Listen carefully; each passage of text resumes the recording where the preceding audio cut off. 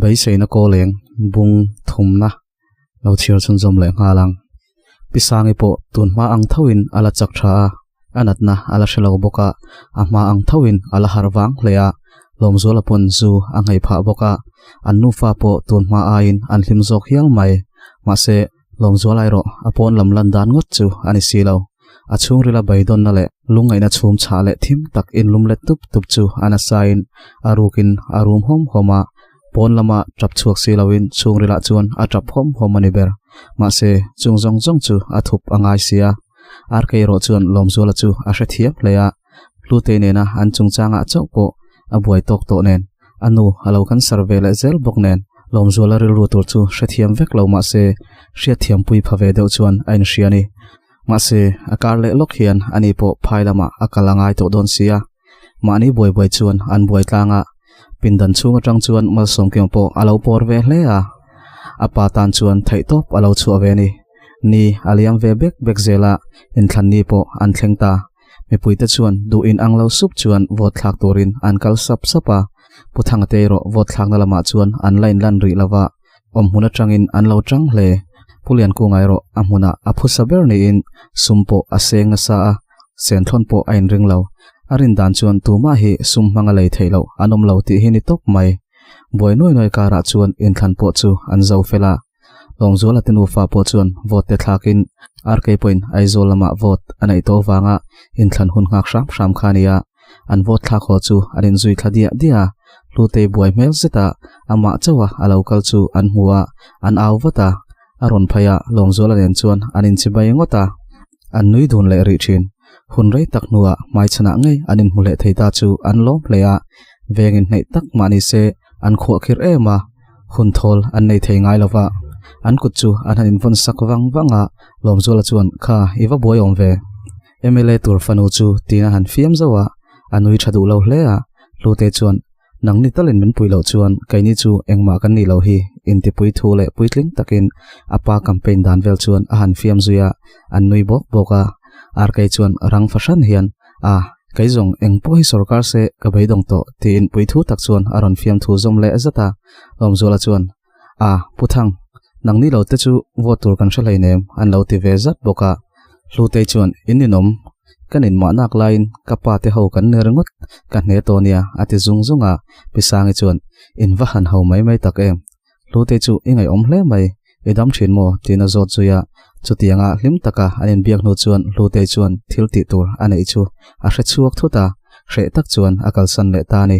in than bo ruak vela wang chuan rempuya le lute po anin po zual leya rempuya la tlangwal fel tak alo ni bok nen za lo takin lute hi abengai lawa angai ani phot chuan nga reng po apai thu ashila engkonga ma anor lui ngai lo shima ni aliam le hreta in than result chu an puang tana puthanga teina chuan party shwai tu tale pulian ku ngata chu an vai tul to maya visualite lute rempuya le malsom ki mate ho po chuan eile intur vel bot sain an lo boi ve hle a anin ne tok hle a pusiam ku ngale puthanga chu anin bai tok hle a adang party ho chu el tham ani to lo puthanga po avaitel tel maya ahan thole kok thin bathara ta chuan boruak totlu tuk ti renan ahan chuak ngota omrei theilem hleilawa nakina chuan kutan beng dara vote zanga vel lekhian ne na achang ni in anlom lea puthanga mithla chuan namrun achu san ni te party shwai tu te nena anhanin kok deu sak te kha aron lang wara akiai suka party shwai tu te chuan anron chi Biden dena tikha chuan in thlan pui po a hupur omlo sotalom kantran le zolero angai donani tin nui sang chuan anron chi baya pulen kunga chuan puthanga chu apom mola an nui dun varvara hlute le rempuya chu anin ena an nui dun saka an thil ti lai chu an ti zom le ngalmol mola malsom kema po alom venga nganiang a thiante a phone call seka a chuak lo reite boka zanin chu chetnat atumru hle a apa kar adila apa chuan hrethiam takin kar le paisa mantur chu apea visually chuan ronrui ho me su ati shama hlute chuan ronrui thleng sha mangche ti jok ta che arui aron ho theilawange arui don ti te chu hriat sa an nui haka an chetna hnute an ti fel hnu chuan rempuya chu hlute chuan tha angai le ngai lo azota rempuya chuan ipai phota chuan dole bakin kathalet lengche ati vaisapa anchuak dunta a RK po lomzola te in lama chuan bungrua tela khomin atuk lama lengpui lampan chu atum tak tak towa lomzola chuan a huphor hle a kallo tur chuan a hantile ringot thin RK po chuan lomzola ru tur chu a hrethiam ema mase tuna kal chuan training hi akum le thlatir lama azau theidona tuna kallo chuan training le hun chu kumthum nuwa chau ani boxi chutiang zat kum han lo le chu a phal bik chia silo tin pisangila ngai tu om lutukina langlo bok nen kala zukti felvat vat chu tha ati zokani zanriate anai khamnu chuan lomzola chuan ho zanin chu waleng chuak ve teang kanu po angai tuam lo hi atia RK po chuan nial lawin an kal chuak ve a RK chuan angai don em awangin an chu adunna nunung chu video in ala kwal chena lomzola chuan bohlen tur po ni leilo lareng su tin alo khap ve chena RK la pek chuan o bohlen don lo maila alung len thak don alom nangpon min ngai don awangin tuna po min chu apui ni hi ati zui ve zata lomzola chu angoi wangwanga tun hi kanin mu top na per tur ni tak tak ta se soizo lo chuan angoi zui de ya RK chuan anunga benchor pa chuan la lomzol iwa han mol tak ti pain atu khuma chuan han spin saka atlan chenghal thuaya lomzola chuan zui watin an noidun ara motor ron tlan thut chuan asutre pheng heya andinga an noidun le ria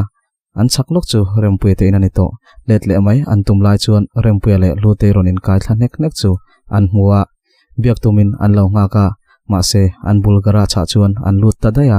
lomzola chuan an lan chian theina dewa tang chuan a thira thikena po ain lo han biak shim shim adu wang chau ani bera ma se motor phena chuan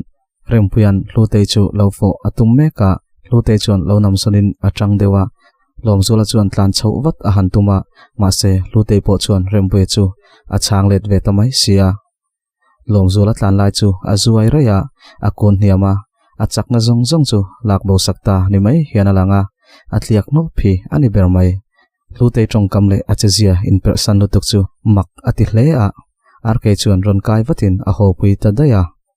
lute chu har chuak zokin rempui bianga chuan a beng thuaya akal let ngal nal nala rempui chuan ron watin abana chuan avuana ngaidam adil mol mola lute chuan in no luina hi kadu lo kati kha ativin thaka rempui chuan in thiam lo ti hriat takhian nia kashialom idu ve mo kati wangania tin hoilam bi deuh chung chuan asoya ake chuan lai chu achuya lute chuan kathiam lo vekani kakal photange tin achang maka akal nal nala amit thla chuan lomzola aron lang wara ain thiam thailo aril ru chuan ngaidam adil mol mola lomzola chuan amuang te hlaw leya ma se a hriat lawin lomzola chuan engkim alo movek sia engtiang chia boinange anin kara chuan lo thleng zel don le lute te in lama chuan tin lom na cholui an kil hawa an remuk mopa lutein in chung a thlen rol chuan ti tur anu chuan alo kok ngal sok soka mani chawa oma khun thol nei adu te lul nen lomzola te in chung ve thung chu are hian are aruyani mai lomzola chu akun tlok tloka engkim chu atopta angaya lute chuan a phatsan ta nin a hria ani pona chuan an mai hol nei tlem chu la chuakin cement chona thlenga chuan ada khoma RK nen chuan an aiduna pisangero apumlam anom samlo wangin amumma thunga RK chuan athiamang tok chuan ahne mol mola lute message la engma adong silo atop ta tak taka angai ani athiam lawa engkim chu ngaya mana alo then masa khan anin kar ati thai talo ni in angai ni angoi renga RK thu soile RK po chu angai tualo amale ma chu ain koma angai tuana chu akom ani bermai RK chuan biak chu omzia waka omlo tia ria chingchang anda chu la chuakin azai maya la sang asakwala nakina chuan lalian moya pachuaw hla changkhat lek te kha aron sa chuak hlola lomzolan anin then chana ama ain ngai bel lai tak le ngal ani sia kaima awang ani e samang kan loin then o kamanga ina hi atlom vong nang then tura chunun bia thu min hlan lai khan enga palang kadan lo lungchir ka bang thailo amoi hi ati ema ma se engma chu asoi chuang lo RK chuan ron awin apa lo thai mai yom dan hi lute chok mai chiom lo kaipo kom vereng hi fiam thuti tak deu chuan a hantia lom zola mit kha ero lutei le rempuya anin foplai chu acham tlat thunga amit chu ahan ching le ngot thin RK chuan naktuka kakaldona tianga min ngai saklo chuan karon ngai mi alawang che tin afiama lom zola po chu in ngai tu har batin ikal tur ngot kalo ngai tu lom le kallo maite ahan ti zoi sapa thudik chanve asoyani akal tur chu angai tu haulawa ma se kallo mai tur chuan adu tak zetani RK chuan akut vot thler chuan awana mailum ai pa chuan dosu kakianga ommala ingai tu na chu sota lute kianga ni aomni ative saka lom zola chuan RK kut chuwanin engtin nge katiang kathin lungle karil ruhi engtin nge kathunun bikang atile ha angoi le wang no chuan karil ruhi lakpen kadoni ati zoi reya RK chuan zutreu reu hi ilo in lenge inu hi ngai tuang che akan sar hi asia chu avei chuan atia asoilai tak chuan pisang chuan kongka chu aron hong bata engthungin lo soi kha tin aron meng phok sha RK chuan ashemmanemo ati hiala mase pisang chuan alo shemman lo hlawa thildang chun soile tadaya pisang po chu azun nu chuan lutle vatin amu vele maya chunlam khwa lumviau to ma se zan lamero alavot viawa tin lomzola te inom na hi adam ve dewa wangin awat shim bok anin omna po hi korlam anai dewa azuk fal ve deuh hlea abawruak hi avot deuh rui reng mayani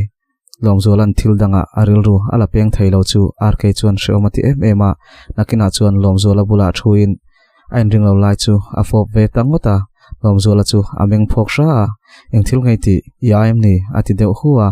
RK chuan alawe ti pa chuan pannain afop vongvonga lomzola po chuan alo chang ve mola raitok tak anin phone hu chuan an nuidun haka RK chuan infoi zailo emai ti in ahan fiam zuya lomzola la pek chuan nang angin ler ve heklo tin alo chang let wata RK chu alom hleya ni e mana tanga adule ahmangai emania atani ve don lo ma se chutianga du taka afop vongvong thei chu alomani ombo chung jong po in hezan hi chu asherengin aring arukin athin lung chu anui ver mayani arvilama chuan malsom ki mate thian ho chu an party ani deuh bermaya numa chungi anti maiteina chuan anzaya ansudwa dola numa chungi la chuan MLA fapa tin alaudu sakviau mai boka zante arai nu chuan an thian ho chuan an ho diaka malsom ki ma chuan numa chungi hena chuan anzuin man baka bonus tin chengjanga chu abela chuapain amongle ombor chu ahan khoi sakle shama numa chung hi nuthloi la thalai tak ti tuainal tak mai ania malsom ki mate thian ho soidan taka hotmam anti angkhani fa pakhat nei to ania afanuero Singapore lama nathokin aom ani ome numa chungi chuan akuta ben sakpa chuan inin omlutuk lalmal ka hon tir don che monile atia malsom ki mate thian ho chu annui duaya motora chuan lutin an kalliam ta ani darsom pakhat vel chuan lutete buai po chu anin chingfel thei shama phone chu ain ngal wata lomzola message aomlo ain thiam lo boknen text big ri lo chu thain asia a room lampan chuan akala khoma chuan amumeng kar renga pizwali po achaw vengang mai afapa malsom kima aron ho chui mai boka apa phai chuan abuai pui pailawa anu chuan room lama chuan ko phain amutira achat thazui ngal mak bok pizwali po annu pakhum lam chu apan phai ve ngala puthangale pulian ku ngate ro chu party shet pui ri lo plan tam tak an siam dun phota an nui dun le hok thin anin biak zo chuan mutzai an rel ve ta a lute chuan rempuyati dan chu alom lo rualin engwanga changlet ve mai nge ni chu ain thithiam lova chu zan buai noi maya chuan rempuyale lomzola chu amit kha anin lan chok jok mai ani ani po chu raivak lawa amuhil ve ngal mai boka atak saha bok rilru ha bok achaw rimtong aniange atu khwa awara zol khopoi chu jingna chuak chuan aron kap engno ngal maya amoi em maya tlang tin mai chu chumin abo deuh chu boka classic boruak chu ain thak tran to a RK po darsom vela chuak tur anni wang chuan ama in taxi amanga akal to a lomzola po na thok tur chuan achuak le don to a anu chu angai tu aru hle a rempuyale lute te po class kal turin anin panle diam to bok mani se mola chuan an liam dar sanga metin mai chu an buai tlang hle hian a hriata an zile mup to mai ani puthangai ro chuan anna ala zom thei chia lova lom lu na hun an la nei thei lo deu ani lom zola chuan lu te chu a text lova lu te point a text bik hek lo an ma ni boy chuan an buaya WhatsApp message ro an chang ru ve thung class te an lak zon hu chuan lu te chu a thian tenen bazar lama an koi zuaya lom zola te po dar nga vela chuan an banga basaron thlen vele chuang ngalin anu angai tu em awangin mundanga peng mi lo chuan a khowata in a thleng chu anu chu alo che sut suta lom zola in bolna turpo alo lum fel le diam to lom zola chuan che to lo tur le amai na ti ve thei vek thu chu soi thin ma se num hangai nai zong eng mai na dal zo lova nu mi da chang hi chuan eng tika ma fa te hi an puitling thei ngai don lo ani hi lom zola chu ain bol fai nu chuan anu choi siam chu apui sok soka anu point tun lai lom zola dan chu alom hlea ma se afa pathin lung hian hliam na taka tur me kani ti a hreder silo lute po chuan a phone chu enin lom zola message chu a chang le ran to a aron biak lo le chuan biak ngei chu atum to ani dar sari velpon alaron biak lo fo wangin ava text tange nge a enga tinge min ron biak itum me lo min biak hi iningem ni asin nu po chuan a reply mai lawa athin rim ema lom zola chu rk chuan aron video call a anu nen chuan anin bia a na mun ta chu a entira an hlim hlea lutein ava call ve chu midang nen an lo in be mek boxi ngai zong danga nei santa ni ringin aril ru chu an hlea ti dan te vak a she boxi lo rk ne na anin biak zo nu chuan lom zola chuan lute chu ava call a rang takin alo changa anin hial chu ani deu ngal mai an tong na saboka an du lo thleng an soi chuak ta nual maya lom zola chuan atum lo karin rempe ne na anin kislai a mu thu chu a soi chuak palta lute po angoi takmaka azakin ain thiam lo hlea rk ne na anin kom athik ve tho thu te chu a soi chuak ve tangota ni e mangai nei na kentel chu thik na hi ani kan mangai chu kan mangai na anasat po le kan thik na po anasa ve zel tur ani re ani ma se thik na po thunun thei tu chu mangai na vek chu ani sia lute chuan atuk lama in mu arota lom zola chu na thul ri turin le ama po class kal lawa in mu na lamron pan tur chuan ain soya dar som pakata in mu chu an titluta a phone chu da in anin text chu ya atir lama chuan anin hnial chun zom bap bapa ma se araya hlim tak bok chuan anin bele mai boka zan hun aliama call po aron eng le tran to a ma taka lom zola chu thawin anu chet ngai lo tur chuan acha zung zunga khuwa avar pa ngai ta tia chuan pisangi po chu aron har ve mai boka engkim mai chu lom zola chuan alo ti fel diam to a anakal lo tur thu te lute ne na anin mu tur thu te chu shilin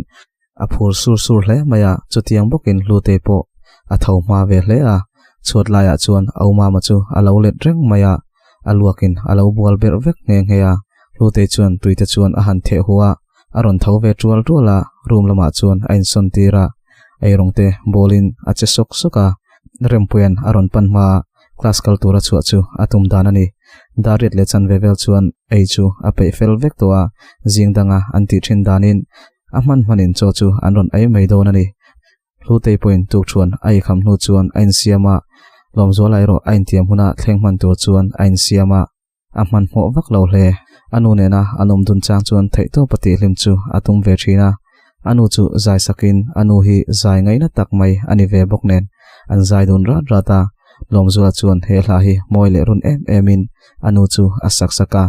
anu po chuan lo zom ve in anin chona pisang emi tu chu afar hial nia kanu mangai na onem chu thei hil ni reng kanai lawang boite min wa vai san mala ka tong trai na te shereng ro min mangai zia ka ngai tu in a hne na kawacha kem kata na tong trai na te chuan khlifi mangin min ron chem thin chumi te nu fa in mangai na chu an mit tui luang chuan a hril fia chiang viau ome lutein aron kola tum aya ma akal thule aum to thu chu aron hrila phur fashion chuan akal chuak ve ngala a hmuna thlen chuan lute chuan college ti sarnen bastan bula chuan alo dinga mi puizin noi kara po lute chu alang sar hlea man mo mel takin a khoi zek zeka asana te chu a han en le ri thin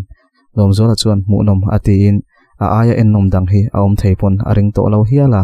khli aron thot rola asam ron leng seng te chu a in me big riau hian a ria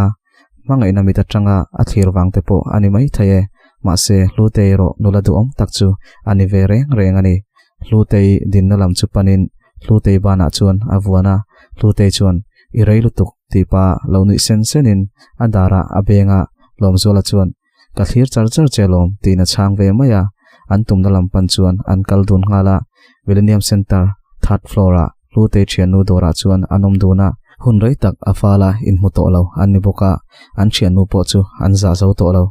customer te in thlang la tura an siam room a chuan omin anin kwale ngoi ringot thin achang le anin fople ngota tongkam tam tak ai chuan chung thil te chuan anin ngai to zia le anin thak le zia chu asoilang chiang zo ko me lomzola chuan hlutei samvela chul heu pa chuan a hmangai zia te a hril mola anin fiama nopang chen fiam takhian anin fiam ani ber achang le hlutei chuan ati to sana achang le lomzolan lim takin anti ti boremo ti lain an hanin hial le ri boka ma se anom dan engkim mai chu mangai na wang vek ani sia reitok tak anom dun hu chuan ma mi chu ron lutin lalon lu lalom zual ron chuak ro customer tin dang tia aron awlung chu an ria an nuidun ara an chuak dun taria coffee te in hawin an thuko muang zuaya bazar vela te chuan len an rota anin zui chuak le ta ani puthanga po MLA ni na chu an hlan felta thutiam te lain ana chu athok tran ve don ta pulian kunga po alomin aphur to viau maya MLA thar phur tluk zet chuan aphur ani zonet le LPS te chuan chanchin thara chuan an chu chuaya chanchin bu phek tin maya chuan achuang bok chumi chungna na chu selep te naw hi ani rengot mayani chulalna kil phave tura a hantling chia chu in thandon lama athutiam te ai ma in an sen so lak let le chu an thupui masa chu ania abak a hlok na tlem labang chuan ambial mi puite limna tok chu asiam thei thawin ain ringa atong kam thiam na nen tang kopin a hupur lo hle ani tikhan bung thum na chu alo top le ta a views lam le min an lat la chet dewa a angai nom tok lo poni mai thaya ma se min lo views saka min lo ngai thak sak shram zel turin ka som chewani like le comment kha in pai chuan in lo pele don nia